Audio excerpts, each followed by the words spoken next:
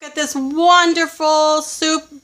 It is potato dumpling and it's gluten-free. Now I'm not going to show you, I'm going to show you how I do my potato soup, but you have your own recipe from your mom and your grandmother, and that's what our video is about today, and how to make these wonderful gluten-free, look at them, aren't they beautiful, gluten-free dumplings. And stay tuned, we're going to give you tips and trips at the end, so we'll be right back.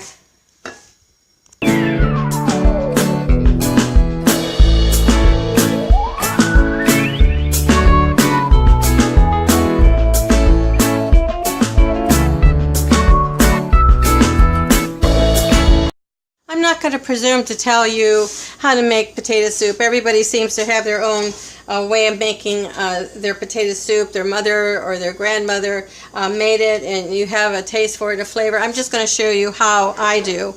Now, I have cut up 6 cups of russet potatoes, because you need the starch to help you to put that on, to thicken your soup, to help thicken. Now I'm going to add some water.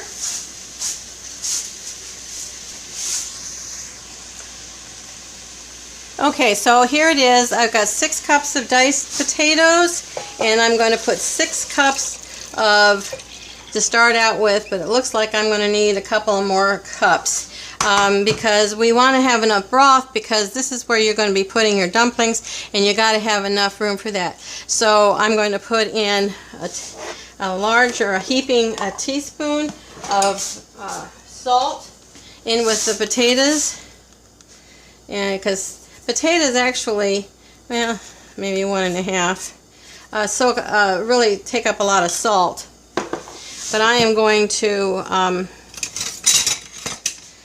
I see that. I think I got to put some more water, because I don't think that's enough water for the dumplings to cook in. Okay, so I'll put in 2 more cups of water, and I'll be right back when the dumplings are ready to be put in. Well, let's get started on making the dumplings. It's so easy. What I have in here is 1 1/3 cups of all-purpose gluten-free flour, and there are so many kinds out there. I just happen to have this. It's Bob Mills 1-to-1 baking flour, and so this is 1 1/3, and we're going to put in 2 teaspoons of baking powder and 1 teaspoon of parsley flakes, and these are dried. You don't have to do this. This is totally an optional thing if you want it in there. So you know the soup's gonna have some as well. Okay, so so I have parsley and baking powder. Make sure it's aluminum free. You want to have that aluminum free. So we don't want metal in our bodies. Okay, and with that, left for the dry ingredients is 1/2 teaspoon of salt. And we'll just kind of mix that thoroughly. If you have a whisk, I have my whisk, but it's wet. But anyway. Okay, so that's done. In the wet ingredients I have to redo that one. Okay, I'll be right back. Okay, don't do what I did. I melted the coconut, right? And then I pulled out the refrigerator and put my 2/3 cups of milk, 2/3 of a cup. And then while I was talking to you, it seized up. So I just went back and stuck it all. Now, as far as the milk goes, that's totally up to you. If you want it vegan, then like I do, you can put almond, coconut, whatever milk that you like. And if you don't care, it's whole milk. If you just need the gluten-free. So anyway, this is ready to go. So this is 2 tablespoons of melted coconut oil, and I use this. I like this. It's one of the cheaper, but it's got everything in it. Some of the organics are really expensive. It's Kirkland, and actually that's a brand of Costco. Just note there. Organic, virgin, coconut oil, cold press and unrefined. It doesn't get any better than this. So 2 tablespoons of that melted, and then you combine that with the milk. And then we're going to put all of that together with the dry ingredients, and then our dumplings are ready to be put in the with the potato soup that we're making today. And and I'm not going to this is just going to sit until the soup is ready to put this in. This is the last thing that we do, is put these we drop these by the tablespoon into the potato soup, and it'll cook for another 10 minutes. And oh, it smells good. Anyway, it's really, really good, and it's gluten-free. Yay! I just since I'm not only, my daughter is terribly allergic to gluten, wheat, however she's it really affects her in a terrible way, because she's actually allergic to it. It's beyond celiac. Okay, so here it is. It's going to be waiting, and I'll be right back when we put this in the soup, and I'll show you how that's done. Okay, you can see that I've turned down the heat, and it's at a simmer. In fact, I could even do it more, but I forgot. As I said, I'm not sure how you like yours. I don't like mine very watery. So what I do is I put in, I'm going to make a slurry. I don't know how much this is, and I can always make more if this doesn't thicken up. Now this happens to be tapioca pudding. I'm sensitive to corn, and so I don't tend to use cornstarch, but most people use cornstarch. So I'm just going to put some water in here and make it a slurry and stick it inside and let it thicken up, because it is still, there you go, there it is. Okay, here's the slurry, and we'll let it thicken up. But you do it the way you like it, and you like your potato. The only thing I'm doing different is making it a little thicker, adding a little chicken seasoning to the broth, and I'm going to thicken it up here. Let's see. I may have to use more because I have quite a bit in here. My family loves this soup, and so we'll see. It's starting to thick up. That's good. Yep. Yep, it's getting there. It has to boil.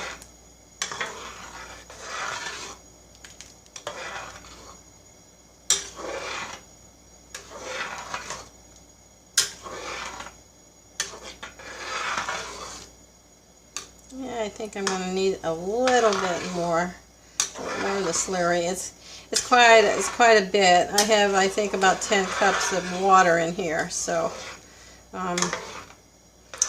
you want to have a lot of broth, because we're going to be putting a lot of dumplings in there. The dumplings are the star of the show.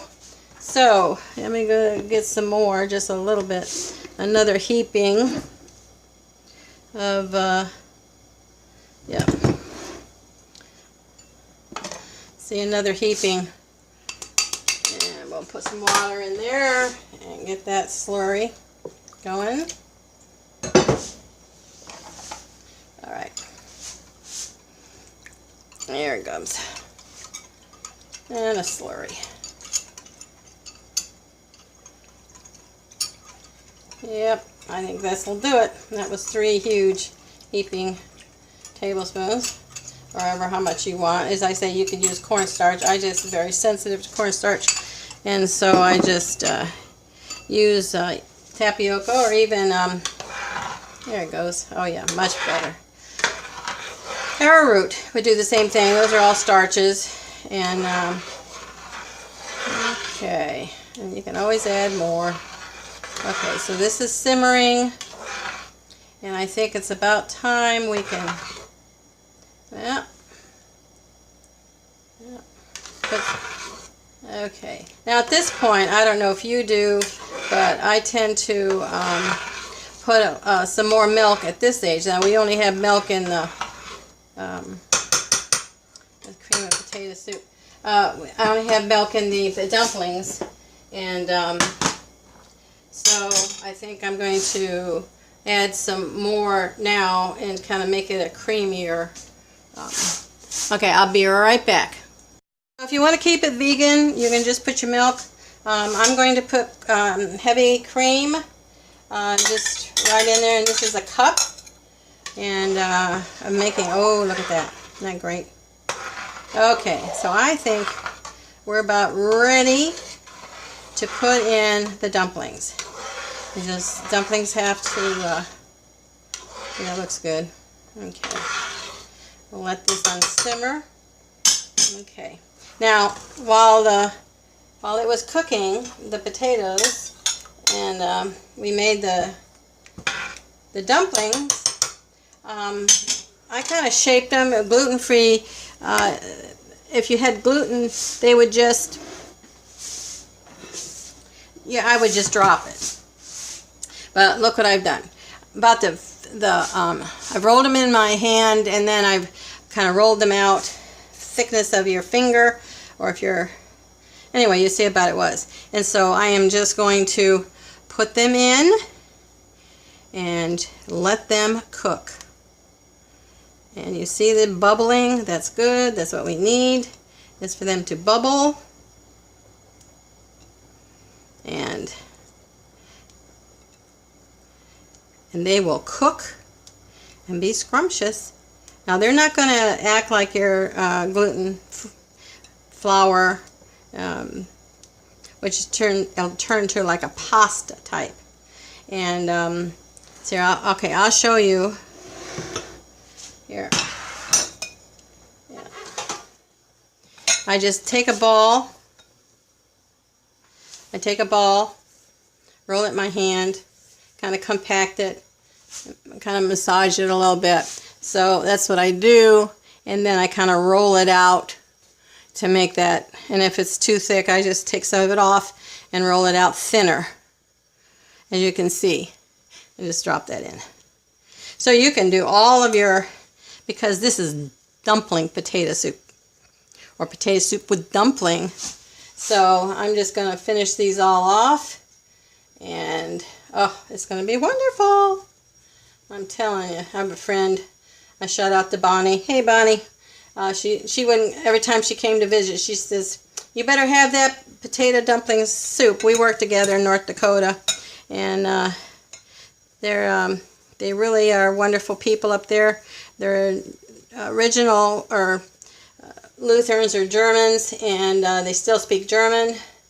And see, they're starting to rise, because that's what they do when they get cooking, and they're going to get done. And so just keep it on a simmer, and check it for seasoning. So all my students that I taught in Bismarck, North Dakota, I have a shout out to you. That was 2 years wonderful that I spent there. I really enjoyed meeting and seeing a whole nother part of the country, and was able to see places like the Faces they call it the Faces, Mount Rushmore, and Rapid City. That's all in South Dakota.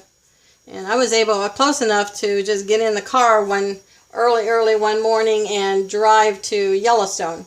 And it was right after they had a terrible fire there. And we're talking in the late 80s, 90s. And see, there it goes. So, yeah, it was very sad. You know, we've had a lot of fires lately, and not our fault. This last one in Chico was, not Chico, Paradise, excuse me. And my cousin, who's staying with us right now, shout out to Sandra, and her sister lives in that area. And it wasn't even anybody's fault. It was the electric company, PG&E, something like that. Anyway, it was their lines did something, cracked a spark, and they said that was so far. They was in Paradise within an hour and a half, and they lost a lot of lives, and of course a lot of property and pets, and oh, anyway, you know, so it really, you know, they only had a few minutes. They got in the car and left. And you know what, how are you, you know, these catastrophes and disasters are more and more, seems like every day, more hurricanes, stronger hurricanes. You know, can you live without electricity? And that's what we're about, how to live with a twist. Because living life with a twist is all about survival, if you would. And nobody else is, you need to learn to can if you don't. And you watch my other videos. I have a lot of videos on YouTube. And it'll give you a lot of information and how you can protect your family. And shoot, you don't even need a disaster. Some car can run into a pole and down it goes, and you don't have electricity until they can come out and repair it. And yeah, so you know, and water. I mentioned my friend Bonnie. She's isn't this look good, guys? She got hit pretty hard in that Hurricane Michael and her home. And you know what she said? It wasn't the electricity so much. It was she didn't have water. And the winds, 150-mile-an-hour winds, took off shingles. They had water. Well, wrong kind of water. That's it. It's all in there now, guys. Anyway, so I don't want to be ranting and raving here, but you know, things are getting worse every day because of whatever reason, for the global warming or climate change for sure. And yeah, so it's up to us to be prepared even for 3 days, or better yet, you know, people in Houston, they have flooded out. My niece was in the hurricane in Florida, Irma, and she lost power and all her kids, and I've been talking to her about, you know, getting ready. So anyway, this is the soup, and look at that. Isn't that great? And look at those wonderful, all of them are, all of the dumplings are up and they're popping, and we're supposed to do it for 10 minutes. So they're all in, and we'll be right back. Okay, here it is. Before I set it on the table to be eaten, here's the dumplings. I kind of wanted to open them up so you can see. As I said, this is the way I make. Bring that up there so you can see the insides. This is the way I make potato soup. But this isn't about potato soup. You make your own potato soup. But I don't know if you can see that. But it is so, so good. Maybe by in there. Someday I'll get some money to get the right studio lights. But anyway, it's really good. And here, let me kind of mush it up here for you, because you can see. You know, dumplings are they're like a pasta, but this doesn't, of course, come out like that because it is not. There you go. It's not gluten. So there it is. It's yummy. Now I use coconut oil, and it does taste like coconut oil. So if you don't like that, use avocado oil, olive oil, whatever oil that you want. Go ahead and use. And if you'd write the comments of how you guys make your potato soup, or how your grandma, your mom did, it would be great, because we're all trying to share together. And it's just, but I'll, of course, link you to where you can print out the recipe for the gluten-free. And that's the whole point of this, is the gluten-free. As I said, I was in North Dakota, and that's where I learned to do this wonderful soup. And I hope you like it, and you subscribe, share, and hit the bell so you know our notifications are coming in. And I'm telling you, the russet potatoes just kind of melt in your mouth. And the flavor of the broth is the McKay chicken seasoning, but you can put any seasoning in it. But enjoy, like, and join our community. We have Facebook, and we have a group there called Living a Twisty Life. That's our group, and Living Life with all my twisties. Living Life with a Twist is our Facebook and, of course, our YouTube site. And I'm on the process of putting together a website so we can have all of this in one place and keep you posted. I'm a 70-year-old woman, and, you know, it takes me a little while to learn all these newfangled things, well, programs. Anyway, I love you all, and we'll see you on the next video. Bye.